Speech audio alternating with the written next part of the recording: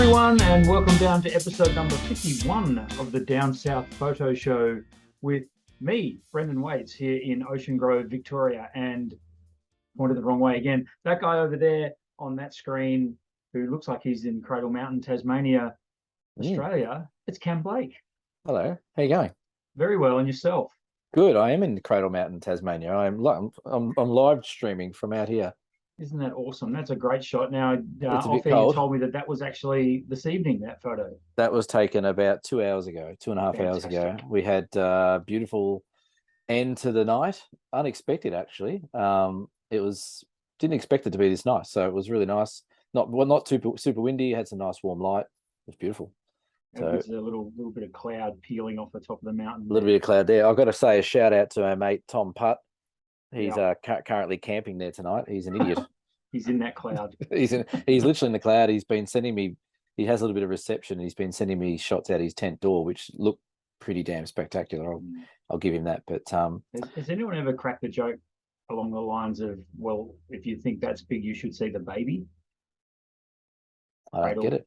Cradle Mountain? No, I don't think they have. I just came up with that while you were talking. That's pretty good. I might use that. You can use it on your next workshop and just pretend that you made it up. Yeah, well, of course, I wouldn't give you credit. No, definitely not. No. Thank you to everyone who tuned into episode 50 last week when we raised the bat. And it was great. The feedback's been fantastic about episode 50. Thanks to everyone who sent us a hearty congratulations on reaching the half-ton, which was pretty cool. And the comments have been great. The subscriber count has ticked up even more, which is awesome. So welcome aboard to new subscribers and new listeners. Thanks for sharing us around. We really appreciate the feedback. We love it when we get comments. We like responding to them and chiming in. It's good fun. Yeah, it was. It was good fun. And surprisingly, we actually fill in an hour of most people's week, which is great. There's a lot of people saying that they love listening to us in the car or wherever they may be, or watching us on YouTube. And thank you to everyone that tunes in. And we did 50 episodes. We've got another few more to go. We're back for 51, and we're actually doing it remotely. This is the first time we've ever done one where we're both not at home. I think it's good practice. This is going to be a good practice for maybe BFOP. You're on location. Yeah, I actually think I got sunburned today. Look, I feel a bit red in the face from all the sun here. So there you go. My guests have been enjoying that. They can't get over how beautiful this place is, and everywhere where they're going, they're like, "How is this place real?" Like it's real. Yeah, get used to you're in it. You're in it. Shoot it, and it just keeps turning it on like behind. So nice one. So thanks to everyone for tuning in. So your background we've already touched on. So this is Cradle Mountain, of course. It is, yes. And for those of you who don't know, where is Cradle Mountain, Cameron? Just here. True. Yeah, right behind. So me. my background, no. Cradle Mountain is situated sort of northwest of Tassie. So if you come off the Devonport ferry or the Spirit of Tasmania, then you're about an hour from Cradle Mountain. It's about where this photo is taken. It's about 900 meters above sea level. The mountain behind is Cradle. I think that's about 1,400 and something meters. So beautiful part of the world. And I've just come back, still on a trip. I'm still actually working tonight, would you believe? But we've been down the east coast of Tassie and came across to Cradle, which we'll talk about in a second. But that's North Tassie, beautiful spot. Get on down if you haven't been here. Fantastic. And can you cover your camera up so I can see the waterfall? Sure. Thanks. Hey, I can do that with mine too. Look, I got my laptop today. So look at us go. We both vanished. Maybe the laptop's the way to go. That is, well, my background is Hopeton Falls up in the gorgeous Otways.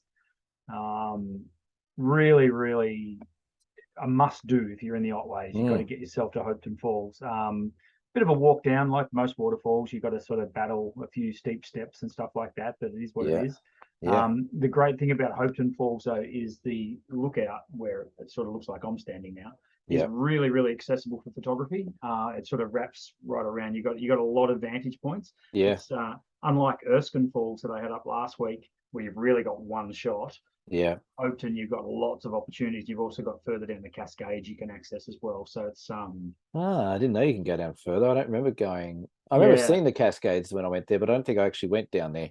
Yeah, you can go back a little bit, a little ways, and there's an actual another I don't even know if it's probably a whole separate waterfall, but I don't think it's got a name. The main one's Hopetoun. So You know what I love about that shot you've got up there? do tell. There's no idiot standing there with a yellow or red jacket down the front of the waterfall. I love it. Well, we'll probably break that photo down a bit more because our main Yeah. topic tonight is waterfalls, but we're going to come back to that in a sec. We want to do a Cool. bit of a deep dive on waterfall photography. Is that a pun? Is that a pun intended? Absolutely. And your week is you're doing an East Coast Tassie trip. Is that right? Am I reading that right? Yeah, you are. I've just come back from, so I'm still on a trip. It started last Friday. It just seems to be never ending. So we had a 5-day trip down the East Coast. So we did Bay of Fires, Wineglass Bay, Fraser, all those beautiful spots.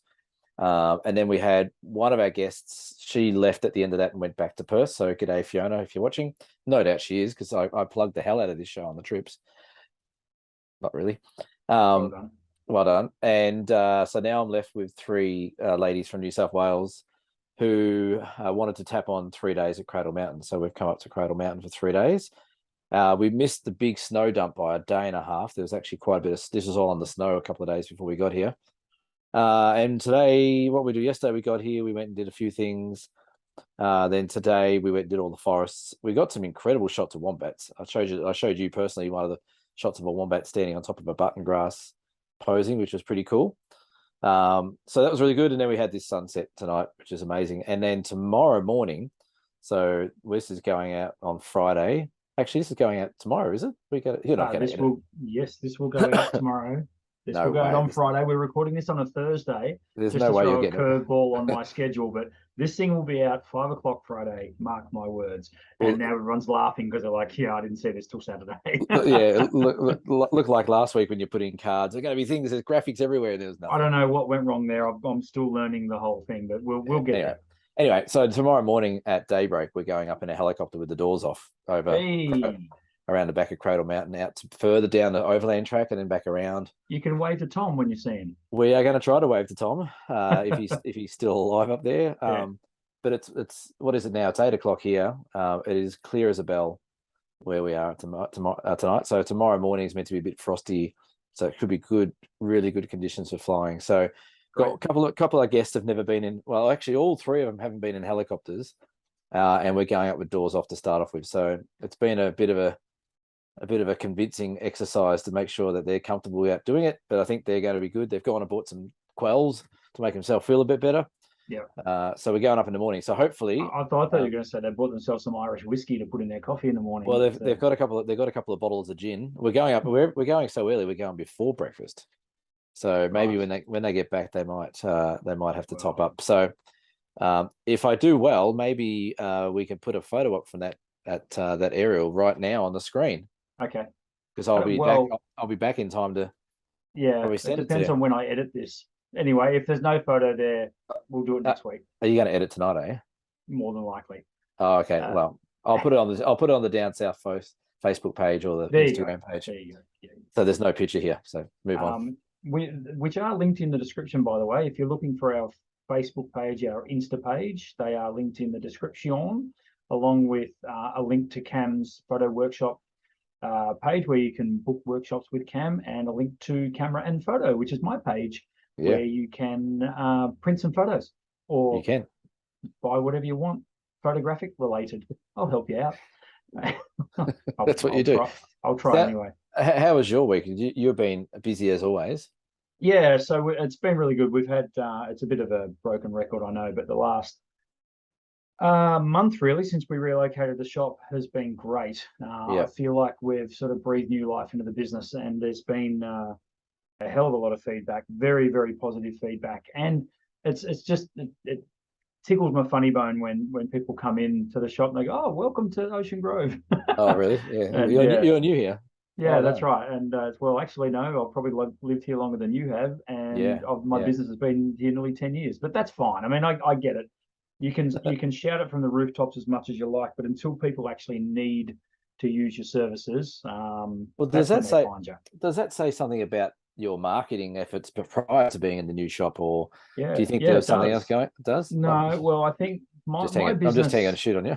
No, it's fine. But my business was actually born out of Facebook. Really, back in Yeah. 10 years ago when I started it, Facebook was at its absolute peak back then. Yeah. And things have changed a lot in social media, in particular Facebook. They want your money, honey. They just Yeah, they do, don't you they? know, yep, it's now all about boosted posts and targeted posts and stuff, which Yeah. cost money, which is fine. I don't mind paying for it, but it definitely shows me that Facebook was targeting people that I already had as customers, and it wasn't necessarily Wasn't getting new throwing the ones. net wide enough to get me new customers. And Yeah. physically Yeah. relocating the shop into a much higher traffic area has done that for me. So Yeah. Touchwood has done it so far, and I'm Yeah. very conscious of a honeymoon period, but we're, as I say, so far so good. And you're doing lots of prints. You're doing much canvassing stuff as well, or? Loads. I'm doing more canvas now than ever before. Right. Like today I printed like 28 meters of canvas or something. So yeah, which is great. You'll be retiring soon. No, I love it. No, I'm not you going love, anywhere.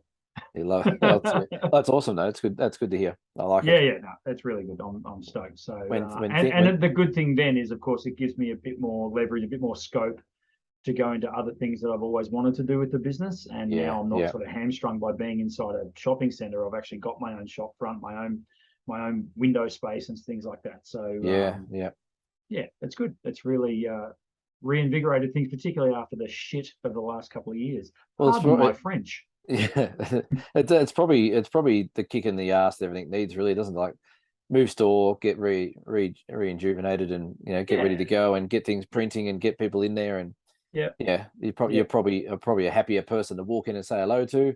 Yep, I feel like I've sacked the coach and the CEO and half the board. Yeah, hello to all the Essendon watchers tonight. Oh, hey, I'd like to make a special shout out to all the Carlton supporters too. Oh, this is not a footy podcast, but holy smokes, it was just gut wrenching coming from a Melbourne supporter who's been there, done that. I know exactly where you're at, you poor buggers, and I genuinely feel sorry for you. I'm not sure about my counterpart over here, but I genuinely. There's one Carlton supporter in particular that we know that I'd love to ring up and say g'day and give him my condolences, but I don't think it's. And I'm pretty sure he doesn't listen to our show. But anyway, what a shame, eh? What an absolute shame. Anyway, moving on. We're not a footy or golf or car show.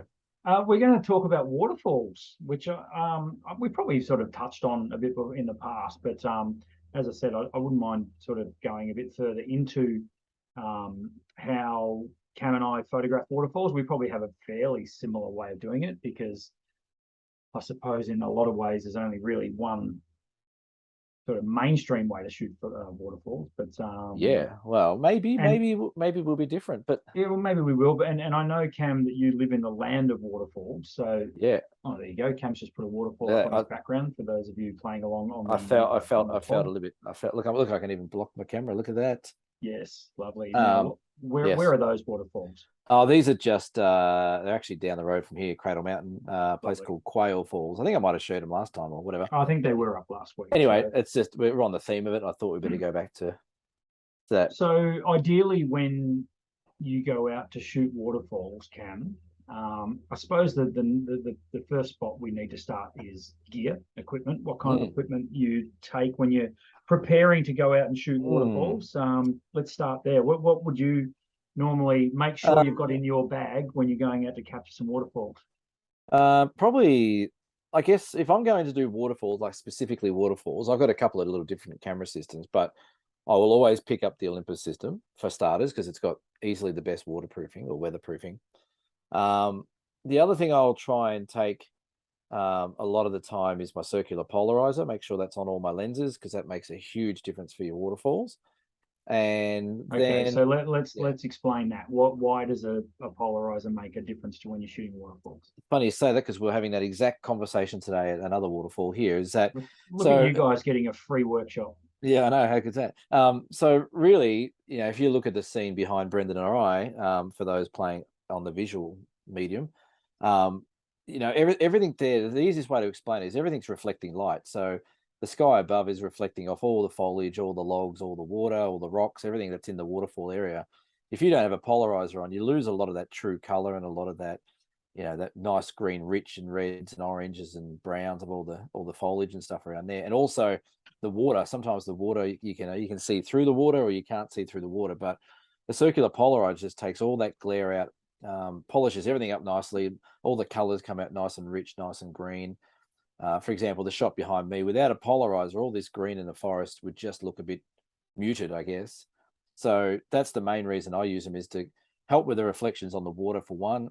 And where waterfalls are, they're generally around wet forest or rainforest or whatever it might be. So, you know, having all that wet foliage and rocks and stuff polarized makes a huge difference. So it's probably one of the most essential tools for waterfalls, I reckon. Yeah. I Okay. what about so you? you're talking about cutting glare. Cutting glare. Yep. Yep. So that that kind of light that comes off that is quite glary and can kill an image off, because it's too reflective. Yeah, it is, and that's that, and you lose the true color that comes off. Like Yes. the ferns behind you, like they look fantastic in that, and they're nice and green and rich, and they've got some real color to them. But if you don't have a polarizer on, they're actually going to look a bit white or reflective on the top, because they're reflecting the skylight that's hitting them. So yeah, all you're doing is getting rid of that crappy distracting light that's bouncing off from the sky, and you're cutting through to the true color. So it's a big difference. And the other thing that polarizers are good for, which I'm sure we'll touch on as well, is they practically act as a two-stop neutral density filter. So they're a tinted filter, so they act as a two-stop. So it slows your shutter speed down by a factor of 2. So they have a double purpose there. So yeah, polarizer, definitely a tripod in most cases these days. Yeah. With the Olympus cameras, you can almost hand hold about 1 or 2 seconds with image stabilizing. So, you know, sometimes I think one of the episodes we did have many episodes ago was what the perfect shutter speed we thought was for a waterfall. And I've always thought about 1 or 2 seconds is more than enough. But so they'd be probably the main ones. And then the other thing I look in my bag is make sure I've got a lens cleaning cloth or a towel or something like that, because waterfalls create energy. You can see the mist and spray behind Brendan's ear there coming off the other waterfall. You know, if you don't have a cleaning cloth and you get drops all over your lens, then it doesn't help. Yeah. So. And generally speaking, when you're shooting waterfalls, you're going to be using apertures above f11, because I want everything from that little fern there all the way back to the waterfall in focus. So ideally, I'm going to shoot at f11, f16. And of course, what that does is that brings everything into focus, including those little droplets on your filter. Yeah, it does. And they come up as little like starbursty. They look like dust in the atmosphere. So it's really very, very. A pro tip is to get yourself a cleaning cloth. Which reminds me of episode 1 when we gave away a cleaning cloth. Did you give it away? Yeah, we did. We mailed out a few cleaning cloths to people. The other thing you do with the drops as well, that's something I do religiously when I'm shooting waterfalls, is in between shots I put the lens cap back on.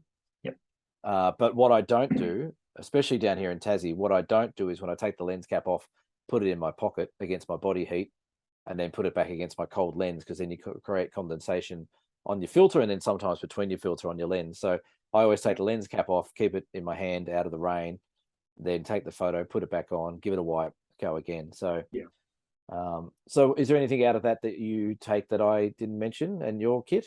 Yeah, so you mentioned the ND filter. I don't use, well, for this photo behind me, I didn't use a system that has built-in ND filters, so I actually had to put a real ND filter on the lens. And in the case of this photo here, from memory, it was shot during the middle of the day, as you can probably see from the light. So I just wanted to talk about this and the right time to shoot waterfalls. And for like a century, the best time to shoot a waterfall was first light and last light. When there wasn't a lot of light around, so that you could use your longer shutter speeds to be able to catch a movement like that. And I know we have a really varied audience, and some people who listen to us are absolute beginners. So just to those people, I just want to point out that to achieve the movement that you see behind Cam in the water there and on this waterfall beside me, to achieve that, you have to use a longer shutter speed. So if you used a normal a normal shutter speed to get a correct exposure there, what you're going to end up with is maybe like a 1/60th or a 1/125th of a second, which is fine, but you're not going to be able to capture that, get that blur to depict movement on the water. Yep. And to achieve that, you either have to be there when it's dark or really, really low light, so that your camera can then use naturally a longer exposure time to get a correct exposure. Yep. Or you can do what we're talking about, and that is put filters on your lenses to cut down how much light is actually coming into your camera. Yep. Now, Cam mentioned a circular polarizer. Circular polarizers are fantastic for waterfalls because of what we've already said. They cut down reflected light off the ferns, and they also cut down reflected light off the spray that you see coming off the waterfall as well. But they also act as a neutral density filter, or a stopping down filter, where they cut down a little bit of light that comes in. So it naturally will give you a longer exposure time. Sometimes putting a filter on, a circular polarizer on, can be the difference between having 1/60th of a second and 1/15th of a second. Yeah, that's right. Without having to add an ND for a neutral density filter, which, let's face it, ND filters, particularly for big wide angle lenses, ain't cheap. No, they're not. They're big and they're bulky and they're dear. Yeah, so you can get away with just using a circular polarizer. Yeah. Or you can do old school and actually get to these places at first light. Now, I recommend getting to waterfalls at first light for the simple reason that getting out of these areas can be treacherous, and you don't want to do it after dark. So if you go there, you know, you get there like at first light, at least you're walking out in daylight rather than. That's right.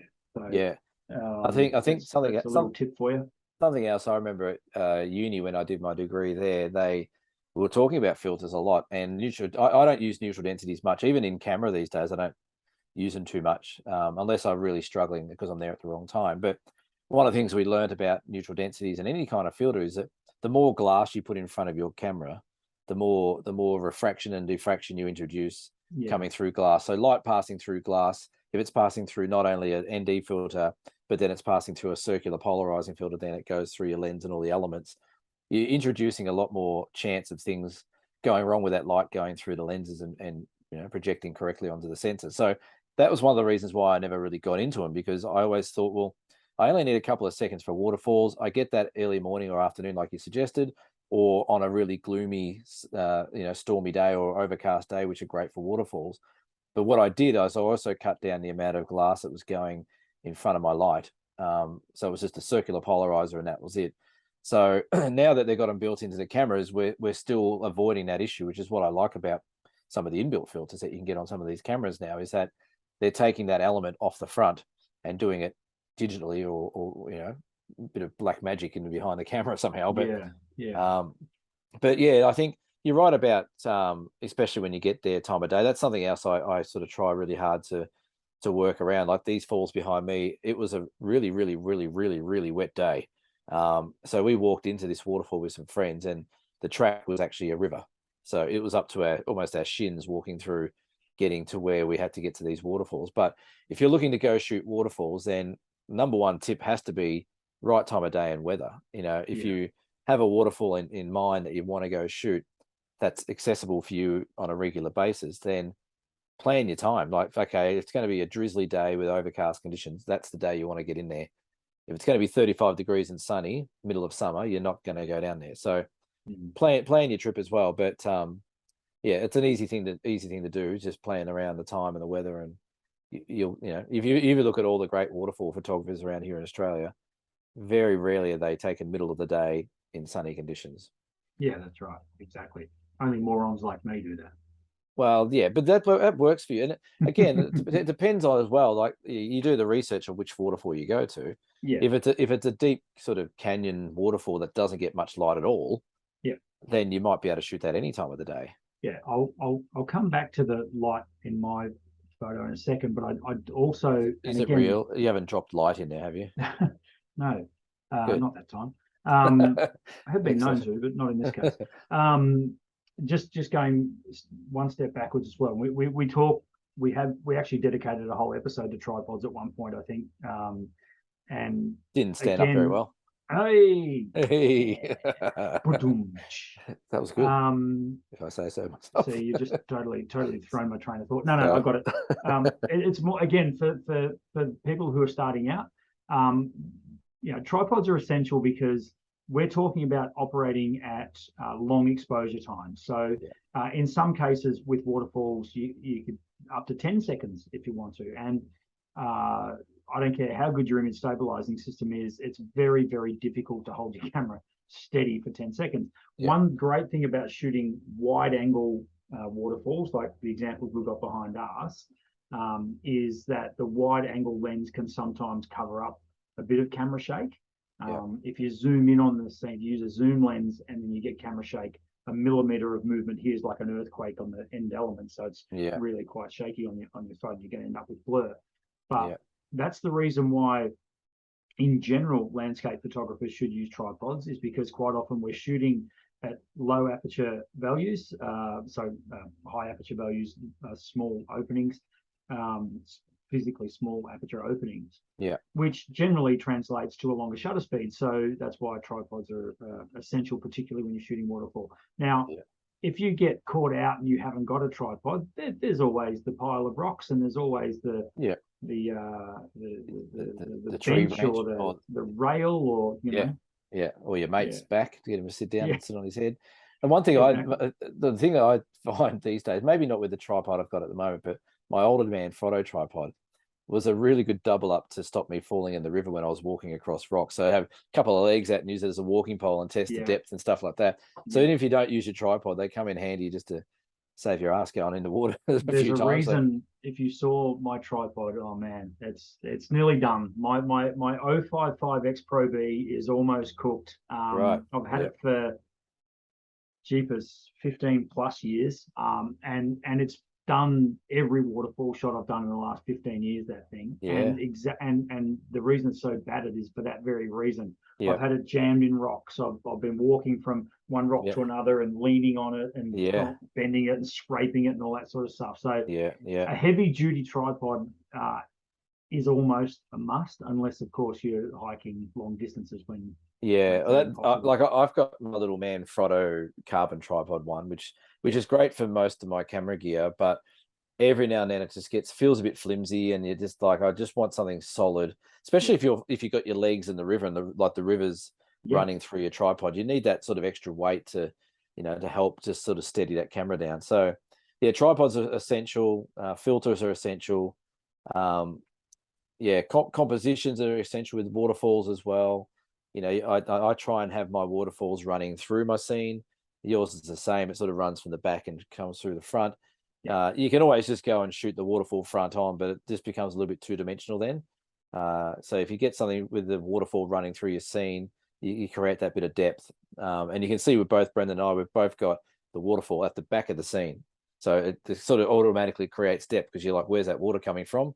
Well, it's coming back from behind us, and then it's running through the scene. So try and find your compositions that you can actually get a little bit of depth in your shot from where the waterfall is to where, it might, like I said, it might be walking down the river 50 meters to get that cascade effect or whatever it might be. But most waterfalls, apart from the really big ones that drop off cliffs, you can sort of get some extra locations under your belt and shoot with different compositions. And this is where the long exposure times become essential, because the white water creates the white area and gives you that beautiful contrast.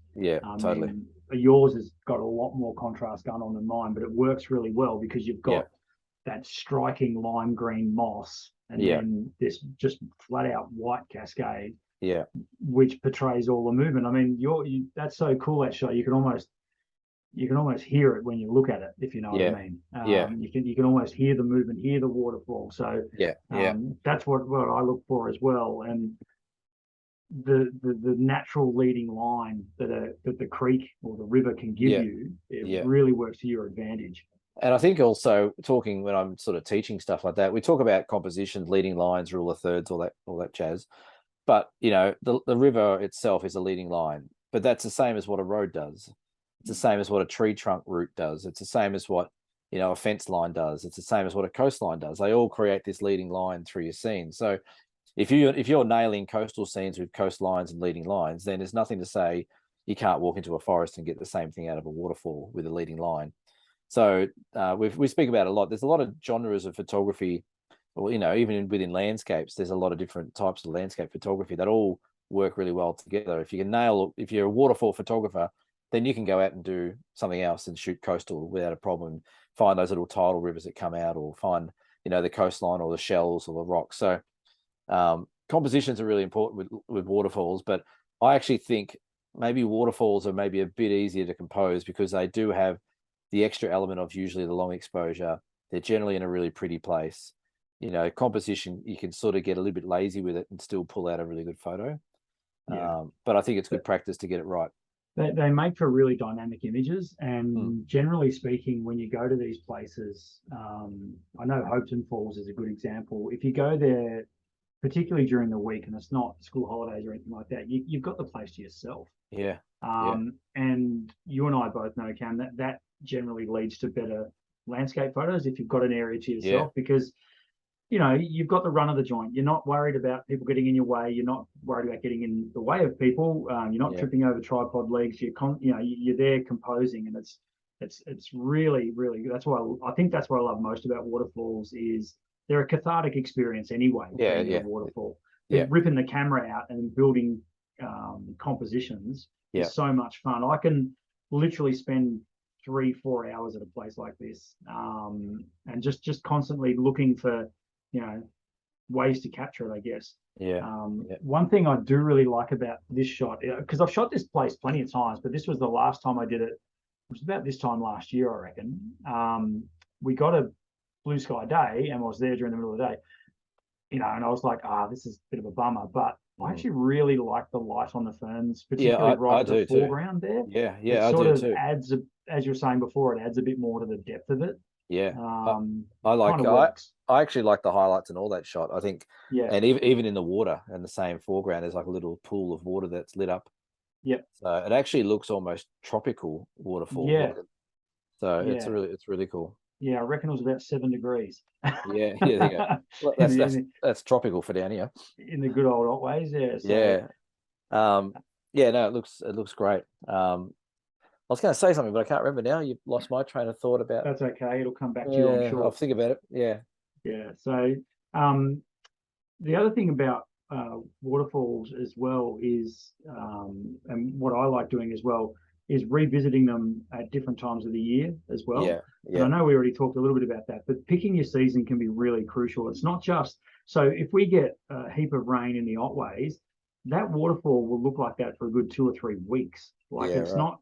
It's not like you have to, it's rained heaps, let's go there. In fact, sometimes when you go to particularly Hopetoun Falls, when it's really rained a lot, you get a lot of brackish brown water, a lot of mud, sediment gets stirred up, and they don't look anywhere near as good.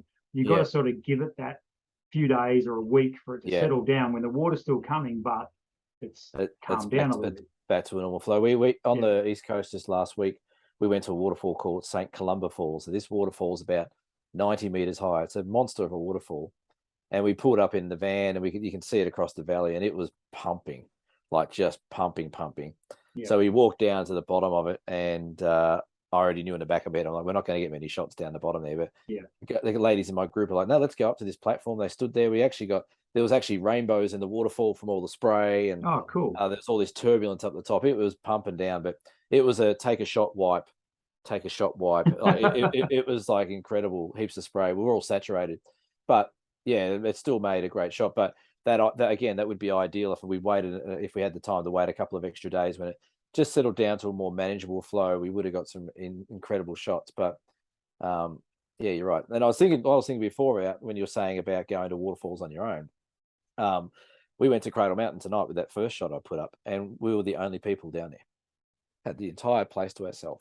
That's fantastic. Makes no sense at all. The ladies here was like, where is everyone? Tell me another iconic view in Australia that you'd have all to yourself. I can't think of one. It's nuts. No. So and you're right. And you know, you get your own mindset, and you go out and do your own thing, and you take your time. You're not worried about getting out of other people's way. You're not getting frustrated with people getting in your way. And so again, waterfalls, and if you can get there, like you said, a lot of people will go to waterfalls after big downpours because they're like, oh, let's go see the waterfall. It'd be pumping. But for photos, if you hold off a couple of days, the excitement's gone, goes back to a bit of a lull. You probably have the place to yourself, and away you go. So yeah, for sure. Very cool. What else can we talk about with waterfalls? I think we've pretty much ticked it all off. I think so. Well, we'll never tick it all off, because that's the beauty of photography. Every time you go back to these places, you always pick up something new and you always learn something new. So getting out into these places is what it's all about, for sure. I think waterfalls, with composition's important, having the right gear is important, having your tripod's important. Editing waterfalls, I find is relatively straightforward if you get the exposure right. One little tip I'll give is, I reckon, and again I said it today when we were shooting waterfalls, I reckon religiously, whether or not you're shooting manual or aperture priority or shutter priority, I'm almost religiously at least one stop underexposing. So the one thing that you really want to be careful about is not blowing the highlights in your water. So if you overexpose in a waterfall and you lose all, like you were saying, that beautiful white contrast to the greens, if you just blow all that white out and you just got, flat out white water, nothing, no detail, no streams, no currents, then you've ruined the waterfall. So be very careful. Check your histogram when you're shooting to make sure you're not blowing a highlight, and make sure that, I like I said, I underexpose almost at one stop religiously on every waterfall I do, just because it keeps those highlights under control. And when you go back and edit, you can easily bring the shadows out a bit more, but you've always got that beautiful flow and the color and the stream coming through. So that's a big one to remember. With the gigantic leaps forward in dynamic range in camera sensors now, you can certainly get away with a lot more. But Cam's exactly right. Getting it right in camera is crucial, particularly so you don't clip your highlights and lose all that information. And the waterfall in my photo is a prime example of that, because you've got individual streams you can see there. That's right. If that wasn't at a correct exposure, it would all that detail wouldn't be there. So it'd be just a white curtain of nothing. And I see it a fair bit. And again, this is some of the benefits of, and not just plugging what we do, but this is some of the benefits of going out and shooting and doing workshops and shooting with professionals, is that we can certainly relay the information that we know to you guys about how not to ruin your photos by doing simple mistakes. So the big one we talk about a lot is how the camera meters scenes. Like every camera has a different metering system, and people are so unaware that the cameras are actually quite stupid when they're doing the metering. They don't really pick up exactly what light you're picking up or what you want to take a photo of. So sometimes you've actually got to say to the camera, hey, you know what, you're close, but you're blowing all these highlights and I don't want that. So that's where understanding histograms and understanding what your camera is doing is important. But I think there's still value in going out with people like myself and Brendan and others who do this for a living, teaching people, is that you can pick up a lot of really good tips in short time frames, and you'll bang your head against the wall saying, why the hell did I not try and get that information 10 years ago? Because you'll shoot differently and you'll get better results a lot quicker. So there's a plug for workshops. Absolutely. One little some might say it's a bit controversial, but I'll go there. So the shop behind me, or particularly a place like Hopeton, and a lot of waterfalls, if you're talking east coast of Australia or even southwest coast of WA, where you find waterfalls in subtropical rainforest areas, you have these ferns. Very, and you can see. Here we go. I know where you're going with this. Cam's in Tasmania and I'm in Victoria, and we've got the ferns here. And of course, when you shoot long exposures, it's not always dead calm, and there can be a bit of wind around. So sometimes what happens is you'll get blur. The ferns will actually blow as well, will move, so they get blurred just as much. Now, I put up a photo of Hopeton Falls a few years ago on, remember Flickr? Everyone remembers Flickr. Those old Flickr. days. This is probably going back a decade now, and I reckon it was one of the best waterfall shots I've ever taken. But I on purpose left the movement in on the ferns because it was about a 10-second exposure. Because they were moving. Well, it happened. That's exactly right. But I also did some exposure bracketing where I did a shot at 10 seconds, and then I did a shot right back at correct exposure, which was probably in this case 1/100th or 1/125th or whatever, and got a much sharper shot, and then exposure blended. So I put the two together. This is where the controversy comes in, folks. because it was two different photos that I composited so that I had sharp water and sharp ferns. Now, of course, the simple answer to that is go back when it's not blowing its butt off and get the shot, when it's calm. Yeah. But again, when we're traveling, we can't always do That's that. right. And if you want the shot to look sharp front to back, well, there are techniques that you can employ that will help you achieve that. Yeah. And that's one of the ones you get asked a lot is like, but the ferns are all moving. And like there's no right or wrong answer to that. Some people like to leave the blur in. Some people like to shoot a fast shutter speed and then replace it over compose it over a sharp shot of the ferns and the waterfall. And I know there's a couple of people listening to this show who do that with their waterfalls. And each their own. It's not a bad thing or better or worse. It's just that's how they like it. I like to keep them blurry because I think it actually adds a bit to the feel of the shot, that you can actually sort of almost see the power of the waterfall. Not only is it throwing water off this cliff, but it's also pushing all the wind through. And so I like to leave mine blurry. But it's a funny one that people like to have. I think going in with the attitude, and it's an attitude I like to take, is that photography is not a game of perfect. Sometimes you've got to stop looking for perfect and capture what actually is there. It has its place. I'm a fence sitter. I do a bit of both, but I think every now and then I like to just get the shot with one exposure, look at it, and go, I don't need to change nothing. Like it's nigh on, for me, it's nigh on perfect. Yeah. Cam's going to look at it and go, well, I would have done this and that, and that's fine. He's a photographer too. And then the general punter's going to look at it and go, oh yeah, maybe you could have done this. So whatever. Yeah, but, that's right. There's no right or wrong. No, there isn't, and that's the beauty of it. That there is no right or wrong. It's up to you. So there are some rules and some groundwork you need to do. But I think once you understand those, you can only break the rules once you learn them, I think. Yeah, that's right. That's a good point. Yeah. So get out and shoot some waterfalls. I was going to say it's the perfect time of year because there's rain around and the sun's lower in the sky, and you generally get some more overcast days. So and we're rolling around to spring very, very quickly as well, when generally colours are at their most vibrant and freshest. My advice is go get some leeches on you. Oh, do it. Yes, when you were talking before about having water up to your shins, all I could think of was the good old leech. Yeah, we actually didn't get any down where we were. They were there, but they didn't get on us. So man, there's nothing worse than finding a leech like hours later. Yeah, I every time I come up to Cradle Mountain and do a bit of a shoot on my own and go bush bashing, I'll get back in the car and I'll get about an hour or two from home. I'm like, geez, my leg's itchy. And like, oh, there's blood, you bastard. There's a bloody leech in there. Like, how did you get up there? I had everything tucked in. I had gaiters on, you prick. and then by that time they're dead and had their feed. And that's right. Good fun. We'll do an episode on leeches one day, maybe. Why not? So that's waterfalls, guys. If you've got any questions about waterfalls, feel free to hit us up in the comments below. Which reminds me that I forgot to plug our $150 DigiDirect voucher giveaway, which we must be very close to having to make a decision on, Cameron. We do have to make a decision, and we are getting a lot of entries, which is great. Which is great. So I reckon we can announce it on the next show we do, which will be we'll record that next week. Yeah, well, we'll close entries on the 31st of August. So this goes out on the 26th of August. So you're going to have another 5 days from when this goes out to get your entries in.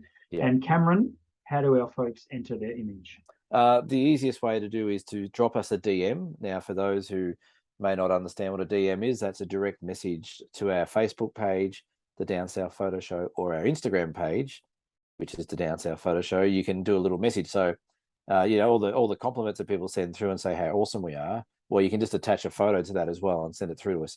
Worst case scenario, if you do struggle with that, so you can send it through to the email, just send it through to cam@tazphoto.com.au. It'll be in the link down below. I reckon we've got, we're probably pushing 20 odd entries, I think. Fantastic. Which is pretty good. So we'll have a look at them over the next few days. And so what we'll do is Cam will look through them, I'll look through them, we'll both do that independently. We'll no doubt put our heads together and come up with a winner. We'll probably we might even come up with a top 5. That'd be good. just so the 4 losers can cry. Just so the 4 other people can feel shit about it. The winner. Yeah, You're the 4th loser. You're the 3rd loser. You're the 2nd that's right, loser. exactly. Yeah, And that'll now go down well. you're the biggest loser. Never mind. Yeah. Okay. No, great. We really appreciate people sending in their photos, Yeah, and we love keep sending. seeing them because they're there's some photos we've never crackers in seen before. So it's great for us to see them. We love it. There are some really good ones in there. We're introducing a new what do they call it? A new segment this week. All right, we do that now. Okay. Yeah, why not? Okay. We've decided to introduce a segment called Tip of the Week because although we just rattled off a whole segment on waterfalls and tips on shooting them, did we just do a tip? We're doing a tip of the week, and it's a really simple one. And again, I like to target this at people who are just starting out in photography. But there's no doubt a lot of prosumer photographers who listen as well. And my simple tip of the week is shoot RAW plus JPEG. So a lot of beginner photographers might be only shooting JPEG because they don't know what the hell a RAW file is or what to do with it. Well, the reason I say to people to shoot RAW and JPEG is because when you do learn about editing RAW photos, you're going to love it because you're going to be able to go back through your archives of your JPEGs that you've done in the past, and right next to those JPEGs will be the RAW file that you shot at the same time. Yeah. And you're sort of future-proofing yourself if you shoot RAW plus JPEG now. Shooting RAW files is memory. It used up a lot of memory. It's memory heavy, but who cares? Memory cards are so cheap now; it's ridiculous. So this tip of the week's really a plug to buy more memory cards from you, isn't it? No, not at all. Yeah, bullshit. Yes, SanDisk have been in my ear about, man, dude, we've got to sell some more memory cards. You're not selling enough memory cards. Shoot RAW and JPEG. No, Cameron, that is not the case. And if it was, I would have to say that this is a paid partnership with, but it's not. SanDisk going to sponsor. Are they sponsoring the show? Oh, they're sponsoring me. Oh. Anyway, we'll come back to that. All right, okay. So yeah, shooting RAW and JPEG is a good one. Yeah, and you're right. And the other reason I tell people to do that, if they are inclined to do that, is if you're going on holidays, sometimes people just want to get their shots online and put them up and say, hey, this is where I was. You know, here's my selfie in front of Cradle Mountain. If you have a RAW file only, you've got to go edit it. You've got to play around with it. You've got to do everything you can. If you've got the JPEG there on your camera as well, most times, almost out of camera, you can just upload it and say, hey, this is where I was. So it saves a step of having to edit a RAW image as well. But what you said is right. You can, once you get better at editing RAW files, you'll almost throw away the JPEG because you'll have more fun and get more creativity out of the RAW files than you do with the JPEG. So absolutely good tip. Nice. And don't forget how much you got off memory cards this week. Look forward to the tip of the week coming back next week. Let's see how many episodes that lasts. That's 1 in a row. Yeah, what was the horror stories that lasted about 2 episodes? I think we got about 3. Really? I liked that one. Yeah, I did too. If you've got a photography horror story and you would like that segment to come back, and it's better than tip of the week, then by all means. You know what that just sounded? If you've got suggestions for any other segments as well, then we can do that too. You know what this sounded like? That sounded like something out of Hey Hey It's Saturday. It just sounded how they used to make stuff out of nowhere. Yes. I used to love that show. Anyway, we're not a Hey Hey Saturday show either, but you know. Fantastic part of my youth. Wasn't it? Yeah. And the segment you've all been waiting for, Dear Cam. It's back. To episode 51. Dear Cam. Thanks, Brendan. What a great way to start a Dear Cam. Yeah. Thanks, Brendan and Cam, for the 50 shows. I use Lightroom and sometimes Photoshop or Denoise AI by Topaz Labs. I use that too. That's quite good. When the picture comes back to Lightroom, I have another copy of the photo. Okay, yeah. So they've got the original, they've denoised it, and they've got a second copy of it. My question is, do I need to keep every copy, or could I just keep the first and last pictures in the Lightroom catalog? What are your opinions on this? From Susan from Northwest Tasmania. From your neck of the woods, Cameron. She is from a neck of the woods. She's up the road from me. Well, this could be another way to plug buying extra memory, couldn't it? Really, like you take it up all your, but we're not doing that. We're not sponsored by SanDisk or anything, or not yet. Western Digital or something. So when you do that, it sort of creates a copy of the original file with the extra bit of, your editing that you've done through Photoshop or denoise or whatever it might be.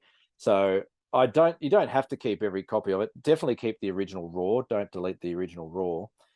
The way I generally process my images through Lightroom is I'll do the fixing on Lightrooms. I'll export mine out to Nick effects and do like a pro contrast adjustment. It'll come back, so there's now 2 files in Lightroom, and then I actually send it out to Photoshop to do a final little layering of sharpening for printing and stuff. So I end up with 3 files, but the ones I keep is the first and the last one.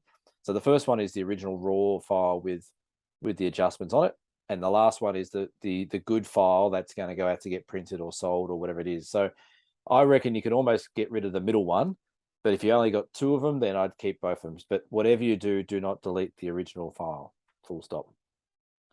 There you go. That's the answer. Good advice. Yeah. Sound advice. Well, nothing to add here. Good job on DeerCam. Yeah. If you have a DeerCam question, by all means, hit us up in our on our socials and send us all your DeerCams. We like answering them. All the links are below as per usual. Yeah. It must be time for us to get a website going or something with like a suggestion box, or like dump something in here, or email. Yeah. When they invent the 8th day of the week, I'll get it done. True. Between the two, it's called Bren's Day. You know that. Yeah, Bren's Day. Between the two of us, we've got about minus 46 hours to spare each week. Correct. We'll just get an extra day so we can fill that full of crap. Yeah. So Cam, that is episode 51 in the can. What's coming up for you? What's coming up for me tomorrow is the last day of my work, so I have a few weeks off before we head off to the Flinders Ranges. We have an Olympus Day in between. We have a 1-day Olympus Day, but the rest is just waiting for the Flinders Ranges next. So now, did I read somewhere you've got a spot opened on the Flinders Ranges trip, or is that now sold out? That was sold out. Right. Okay. Yes. And that was at the Flinders Ranges. Yeah, it was. Okay. I can't remember now. Yeah. Well, yeah, it's sold out.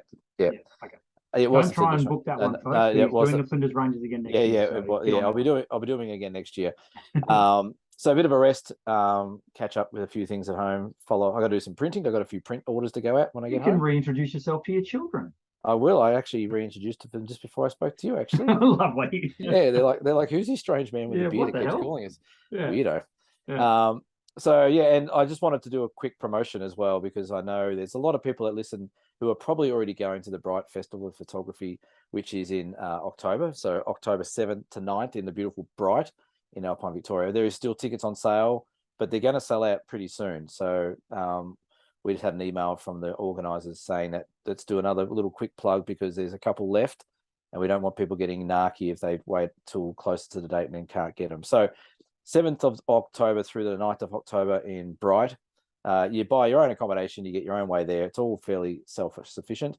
It's $189.95 to go, but what that gives you is what they call BFOP credits, or BFOP cash. You get like $400 of credit, and then you can book all these different workshops over the 2.5 days, 3 days. It's a really good event. It's got some really good instructors, myself included. We'll go up Mount Buffalo. I'm doing a few things on black and white photography, and I'm also doing a session called Keep It Simple, Stupid. So just how to really simplify your landscape photography and just get better results more often. I don't think you could find better value for money anywhere when it comes to attending photography workshops. That's an absolute steal. It is, and it's a big whole weekend. So there's 500 tickets available, but I don't think there's anywhere near that many left. I think we're into double figures, maybe how many are left, I'm not sure. But $189. Go to www.bfopaustralia.com. Have a look, get up there. If you're a little bit hesitant, send me a message, ask me what it's all about. It is an absolute blast. It's a great place to go. Bright's beautiful, as you and I know, Brendan, and get up there. All the big brands are going to be there. Olympus are there, Nikon there. I think Sony's going to be there. There's a whole heap of Fuji going to be there. Camera House are going to be there doing some stuff. You can borrow gear from Nikon and all the other brands. They let you take gear out for the day. So, and if that doesn't tickle your fancies, there's a fair little bit of drinking that goes on there too. So come on up. So Anyway, thank you for letting me plug that. Come along to Bright, folks. So you heard the man. He'll shout you a beer. So you'll see it up there. you mentioned the Down South Photo Show, and I'll bill Brendan, and we'll buy you a beer. When you are booking your BFOP tickets, absolutely mention that you heard it on the Down South Down South Photo Show. Show. Yeah. Absolutely. Did you know? I doubt. Maybe he's listening. I don't know. But last week we had a really good result in where we're charting. Last week our episode 50 was the most listened to photography podcast in Australia. Last week. That's nuts. Give it up for us. And last week's episode put the show as the second most listened to photography show in Australia. It's nuts again. So we're ranking really well in the visual arts podcast. So that's the ones that you put your ears in and listen. But the other podcast that was going around was the adventures of Tom and Matt. So Tom Putt and Matt Crummins, our good friend Matt. And I just saw today that that Matt Crummins followed the Down South Photo Show page. Wow. So I don't know if he's stalking or if he's going to get some ideas of how to run a successful podcast. I don't know. Yeah. But yeah. G'day to Matt, if you're listening. What can I tell you, mate? Absolute influencers. That's what we are. We are. We should wear red jackets and stand on the waterfall behind you. Yeah, I think I'd look good in a pale blue. This has been episode 51 of the Down South Photo Show. Unless my learned friend has got anything to add. I was just going to say it would bring your eyes out with the blue, but no, I've been crapping on for the last week and a half on my tour here. I'm running out of words. You are ready to stop, and I understand that. Okay, thanks for listening, folks. Thanks for sharing us around. We will see you for episode 52 of the Down South Photo Show next week. Goodbye for now. See you guys. That's a boring. Oh yeah, I know. I was going to say I couldn't think of anything. There's